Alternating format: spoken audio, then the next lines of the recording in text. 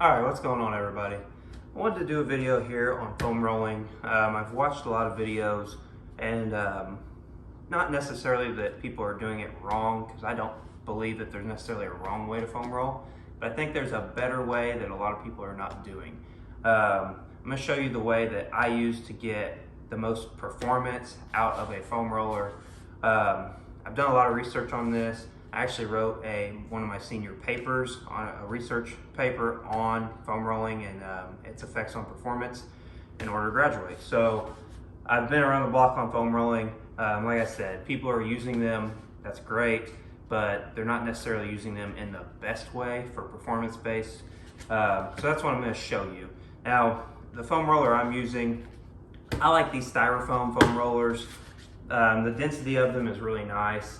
There's, a lot of different options. You can get knobby foam rollers. You could even use a 6-inch PVC pipe if you're tough enough to handle it. But this is not going to be the most pain-free way either, the way that I'm going to show you, but it is going to be the best for performance. This is not going to be the best way to foam roll for relaxation. This is not like simple stretching. This is going to hurt a little bit, but it's going to work. So I'm going to show you that.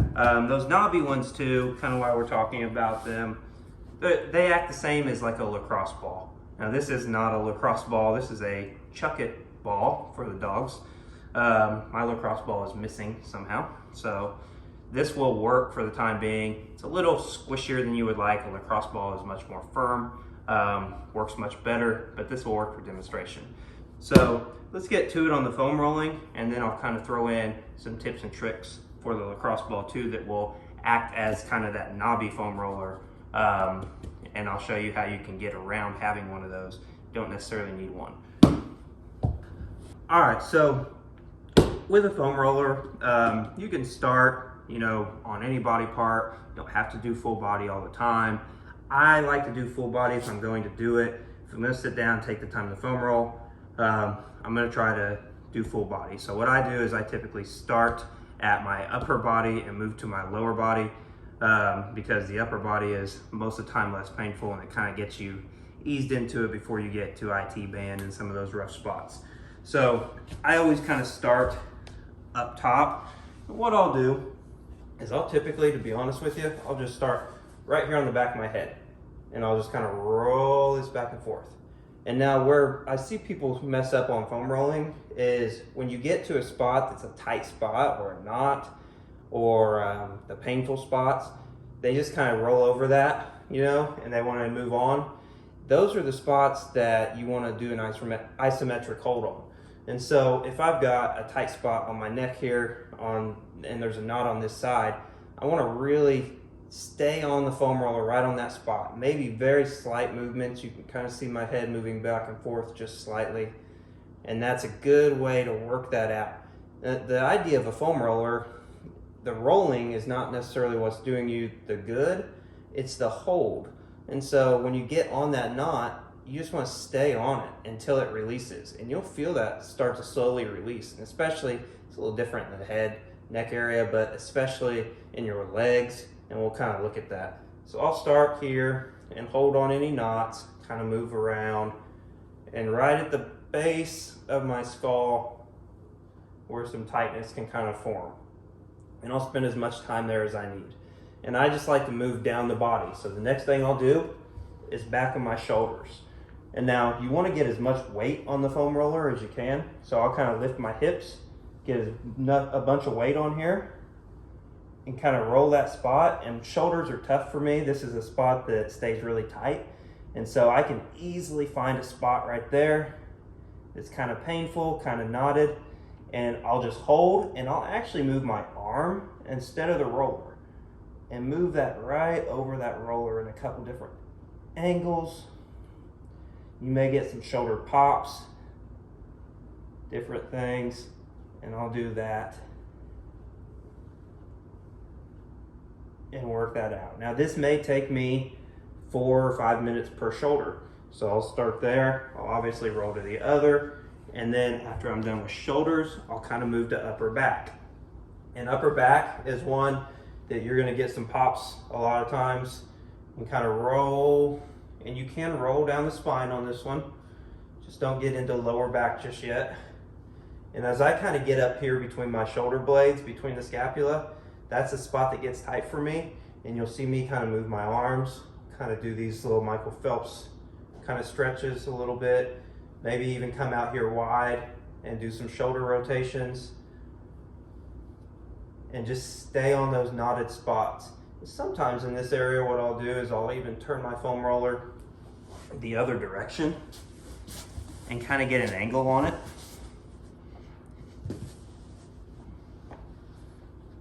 And really kind of get up on my feet and work underneath that shoulder blade. When I get under there again, like you'll see a lot of people kind of doing this. That's not doing you any good. You need to get on those knotted spots, find them, stay on them. They're going to be a little painful. And then work the muscle around the roller.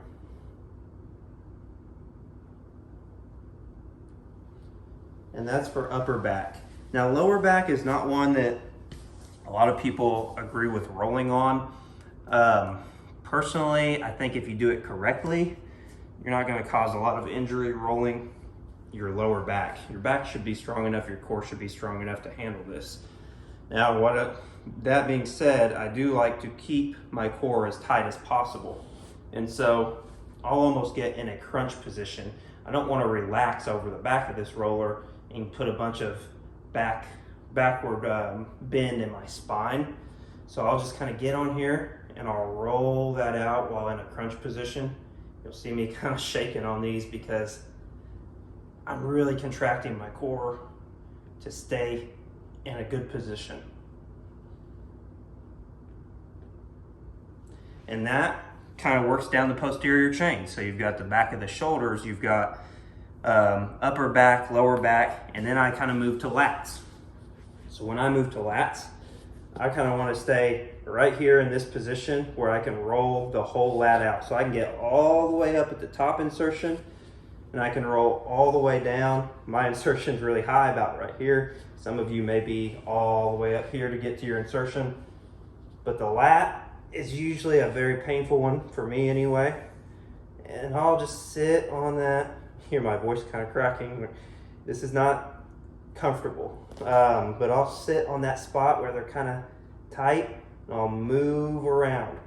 Kind of a lat pull motion, very short motion. And then maybe even just roll forward a little bit on there and roll back a little bit. I'm not doing these giant rolls. You'll see people at the gym or warming up for whatever and they'll be rolling like this. This is not doing you any good. You're rolling right over those knots. You gotta stop, hold on those knots and work around them. So you can do both sides there and that covers your both sides lats. Now, triceps, biceps, I typically don't roll those. You can kind of stick to that same principle. Like for a tricep, I may get down like this and roll over and find a good spot and maybe do some slight arm flexion. And then biceps, you don't really have much of an option. On your chest, again, it's hard to get in those tight spots, but you can flip over and you can kind of roll. You just can't get a lot of weight on the roller. Makes it difficult. You can kind of roll those spots out, maybe get a little bit of chest movement. But typically, you won't catch me doing a lot of chest rolling. And now we'll move on to legs. That's the one that everybody wants to roll all the time. So we'll kind of work on those. All right, so for legs, I'm gonna do the same thing. I'm gonna kind of start at the top. And I'm going to move down as I go down the leg. On these, like for glutes, you'll see a lot of people, again, kind of up here, rolling back and forth, not doing you much good. When I do this, I can feel that knot. It's kind of popping back and forth. I'm never really working that knot out though. So what I want to do is I kind of want to get on one cheek and really find a good knot that's in there and just hold on that spot. Let the muscle relax around the foam roller. Just let it relax. And I can literally feel that relaxing and that not coming out. I'll do that on both glutes. And then I'll kind of work down to IT band. This is the most painful one by far. So your IT band is going to insert down at your knee, wrap around your quad, and insert back here at the posterior.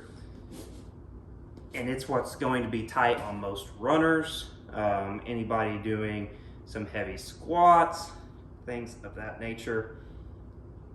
And it is painful. But again, you find those spots that are the most painful. They're painful for a reason. It's because you need to stay on that spot and let that muscle relax around the roller. And you can spend a lot of time here because this is going to be tight for most people. And that would be IT band. And then you can get up on hamstrings. And again, you'll see a lot of people kind of do this deal. It's not doing you any good. I like to do single leg. I'll get one leg off of there. I'll start way down at the bottom of the hamstring. Find a tight spot. Mine are typically up higher where they get tight, but if I find one, I'll stay on it. Let the muscle relax. Maybe a very slight roll over that knot. And then obviously both sides for that. And then I will flip around and do quad. It's hard for me to do one leg. You can kind of get up like this. On quads, I typically use two. And your quads aren't just on front. So we did work IT band already, but even during this kind of quad roll, find that spot. You can kind of roll, shift your hips side to side until you find exactly where you need to roll that out at.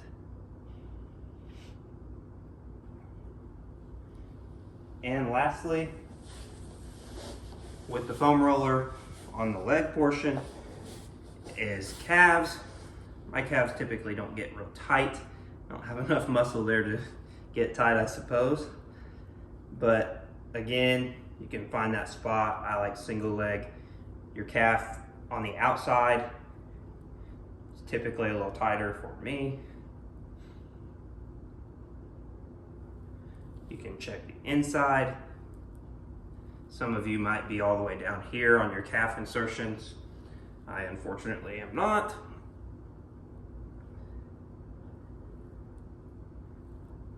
And then obviously kind of switch legs and work on those knots. So that's going to cover full body foam rolling. That's how I do it. That's how it should be done to achieve the best performance out of your rolling. Rolling back and forth over a muscle is not doing anybody any good. You have to do isometric holds. Allow the foam roller to relax that knot or that muscle around itself until it works out. So we'll move on to lacrosse ball. All right, so with a lacrosse ball, mentioned earlier, this is a dog toy, so it's not quite firm enough to be the best scenario. But just know that if you go buy a lacrosse ball, I picked one up a long time ago for $2 or $3 at a Play It Again Sports or whatever. It'll last you forever as long as you don't let the dogs get it, or your kids hide it, which may be what happened to mine. But kind of the same idea as the foam roller. I start up top, work my way down my entire body. The idea behind this is to get to those tough to reach spots. The foam roller is more on a macro scale. You can hit almost whole muscles with a foam roller. This is going to be to find those pinch points that are giving you problems. I love these things. So again, I can use this on my neck. I don't know if I'm in frame there, but I can get a tight spot back here on the back of the skull and just keep it there, very small circles, and work around that knot. And then I'll move on to shoulders. This is where I spend my most time with this ball, and you'll find some very painful spots way up in teres minor, back of the shoulder. You can work around and find those, and then I'll do my shoulder rotator cuff exercises with that on that spot. I'll get a lot of pops out of these. I think that's normal, to be honest with you. That's kind of that muscle working loose. I'll kind of get cross body, up and down. I'll work both shoulders that way, and then I'll kind of work right behind or underneath my shoulder blade. And this one is killer for me as well. And I'll kind of find that spot right there, and then you'll feel it release your shoulder a lot of times. If you have tight shoulders, this is going to be key. You should be doing these damn near every day. Back and forth, up and down, move the ball around, find another good spot, back and forth, up and down. Very short motions. We're not doing big arm circles. We're very short. We're staying right on the knots that we find with the ball. And that covers shoulders, upper back. You can get that up on your trap, do the same thing. This is one that with tricep, you can kind of get some pinpoint weight on it. Kind of get a little bit of flexion, move around, find that spot, move around. And then as I kind of move to legs with the lacrosse, I'm not as big of a fan with the ball and legs as I am the foam roller. It's just such a big muscle group, but you can get this in your glute. This ball sucks for it. It's just, I'm just smashing the ball. But with a lacrosse ball, you can get in your glute, find those spots, and when you do, just kind of sit on that ball and let it do its work. It'll just, your muscle will relax around it. You can do that on both sides. IT band on these, very, very painful. I stick to the foam roller, it's painful, but not near as bad. Calves, kind of work around. I can't get a lot of weight like I can on a foam roller. I can get up a little more and get some more weight on, but it works. And then one of my favorites, I'm gonna be out of frame here. I'll tell you what, I'll do it sitting, because I do it sitting sometimes, is just drop this thing and roll around on the bottom of your feet. All those plantar muscles up in your toes. And this feels amazing for runners, really anybody that's on your feet a lot. And you can do this watching TV, you know what I mean? And you could spend as much time as you need down here. I do a little more movement than anything else when I'm on the bottom of my feet, but I will find a spot sometimes, like in the arch of my foot, especially outside arch, and I'll just stay there and let it relax around it. Inside arch, let it relax. And I'll feel this kind of moving even up in my shin, getting some of those tight muscles relaxed. And I'll do both feet. And that is a game changer for somebody who's on their feet a lot or doing a lot of running. So I hope these videos helped you out. I hope that it gives you a new outlook on how to use these tools. These are really good. You may have had a negative experience if somebody showed you how to just roll over a foam roller real fast. You're not doing any good. You may have thought this is junk. I'm telling you, these things work for rest and recovery, for performance, but you gotta use them the right way. So hopefully that helps you out.